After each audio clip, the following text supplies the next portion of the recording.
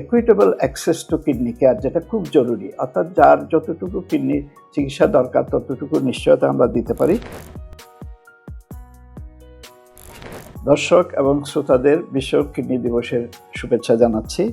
এবারের বিশ্ব কিডনি দিবস আমরা যে থিম নিয়ে কাজ করছি সেটা হচ্ছে kidney health for all, caring for people and protecting the planet. অর্থাৎ আমরা চাই যে সবার জন্য কিডনির চিকিৎসা অবারিত হোক এবং আমরা আমাদের জনগণকে কিডনি রোগ থেকে রক্ষা করব। অ্যাট দ্য সেম টাইম আমরা আমাদের গ্রহ, আমাদের পৃথিবীকে সুরক্ষা করব, যাতে করে এনভায়রনমেন্টাল পলিউশন এবং ক্লাইমেট চেঞ্জের কারণে আমাদের কিডনি রোগের প্রাদুর্ভাব বেড়ে না যায়। সুধীমণ্ডলী, আমাদের কিডনি রোগের বিষয়ে আমাদের যেটা দেখা যাচ্ছে, এটা একটি নীরব ঘাতক হিসেবে দেখা দিচ্ছে, সাইলেন্ট কিলার যেটাকে আমরা বলছি সারা বিশ্বে। এবং এই কিডনি হেলথের দিকে আমাদের অবিলম্বে নজর দেওয়া উচিত, যাতে সারা দুনিয়াতে এটার প্রাদুর্ভাব ধীরে ধীরে কমিয়ে আনা যায়।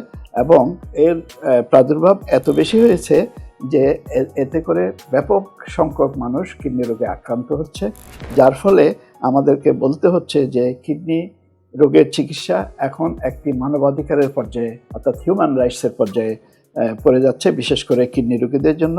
কিডনি হেলথের ক্ষেত্রে আমরা দেখতে পাচ্ছি যে এই বড় সমস্যা হিসেবে যেটা দেখা যাচ্ছে সেটা হলো এর ডায়াগনোসিসটা অনেক দেরিতে হচ্ছে, কারণ এর সিমটমটা কিডনি বিশেষ করে ক্রনিক কিডনি ডিজিজে মানুষ আক্রান্ত হওয়ার অনেক পরে এর সিমটমগুলো দেখা দেয়, যার ফলে এটা অনেক দেরিতে ডায়াগনোস হচ্ছে। আরও একটি দেরিতে ডায়াগনোস কারণ হচ্ছে এটাতে স্ক্রিনিং প্রোগ্রামগুলো বিভিন্ন দেশে খুব বেশি কার্যকরভাবে চালু হয়নি। এবং আরেকটা কারণ হচ্ছে এর চিকিৎসা এবং রোগ নির্ণয়ের জন্য ট্রেন্ড, অর্থাৎ প্রশিক্ষিত ম্যান পাওয়ার বিভিন্ন দেশে পর্যাপ্ত নেই এবং এর চিকিৎসাও খুবই ব্যয়বহুল। কিডনি রোগের চিকিৎসা ব্যয়বহুল হওয়ার কারণে আমরা যেটাকে বলি ইকুইটেবল অ্যাক্সেস, অর্থাৎ যার যা দরকার সেটুক চিকিৎসা যেন পায়, সে বিষয়টি গড়ে তোলা যায়নি। এবং এটি অনেকের আছে যার বেশি দরকার সে কম পাচ্ছে, যার অতটা দরকার নাই সে হয়তো তার প্রিভিলেজের কারণে প্রিভিলেজ হিসেবে অনেকখানি বেশি পাচ্ছে। কাজেই কিডনি হেলথ ফর অল, সবার জন্য কিডনি চিকিৎসার ব্যবস্থা করতে হলে আর্লি ডিটেকশন, খুব আর্লি স্টেজে এটা ডায়াগনোসিস করতে হবে, প্রাইমারি হেলথ কেয়ার সিস্টেমকে শক্তিশালী করতে হবে এবং মানুষকে সচেতন করে তুলতে হবে এবং কমিউনিটিতে এটা স্ক্রিনিং প্রোগ্রাম চালু করতে হবে। আমাদের দেশে কিডনি রোগের চিকিৎসা মোটামুটি বর্তমান বিশ্বে, আধুনিক বিশ্বে যেগুলো পাওয়া যায় সেগুলো প্রায় বেশিরভাগই চালু আছে, কিন্তু আমাদেরকে এটা এনশিওর করতে হবে যে এটা আমরা যেন সবার দোরগোড়ায় পৌঁছে দিতে পারি, বিশেষ করে যাদের লাগছে, এবং রোগীর স্বজনদের ক্ষমতায়নের একটি বিষয় আসবে এবং রোগীদের পরিবারকে কিভাবে সাপোর্ট দেওয়া যায়। আমি আগেই বলেছি যে কিডনি রোগ খুব ব্যয়বহুল, কোনো একক ব্যক্তি বা পরিবারের পক্ষে এটির পুরো ব্যয়ভার বহন করা খুবই কঠিন। এর পাশাপাশি আমরা জলবায়ু পরিবর্তনের সাথে কিডনি হেলথের যে যোগাযোগ দেখা যাচ্ছে তার প্রেক্ষিতে আমরা সেফ ড্রিঙ্কিং ওয়াটার যাতে কমিউনিটিতে দেওয়া যায়, আর জলবায়ুর উষ্ণতার কারণে হিট স্ট্রেস এবং মানুষের শরীরে পানি শূন্যতার ফলে যে কিডনি ইনজুরি হচ্ছে সেটা আমরা কমাতে পারি।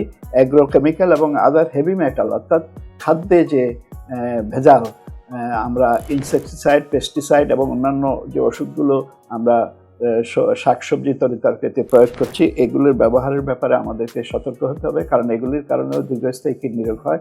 যেমন আমাদের দেশে আর্সেনিকের প্রাদুর্ভাব আছে, আর্সেনিকের কারণেও কিডনি আক্রান্ত হতে পারে। এছাড়া এয়ার পলিউশনও একটি উল্লেখযোগ্য বিষয় যেটি কিডনি হেলথকে প্রভাবিত করে। কাজে আমাদের এই জলবায়ু সুরক্ষার জন্য সবার জন্য সুপেয় পানি, এগ্রিকালচার এবং অন্যান্য ক্ষেত্রে আমরা যেন নিরাপদ ব্যবস্থাপনা চালু করতে পারি।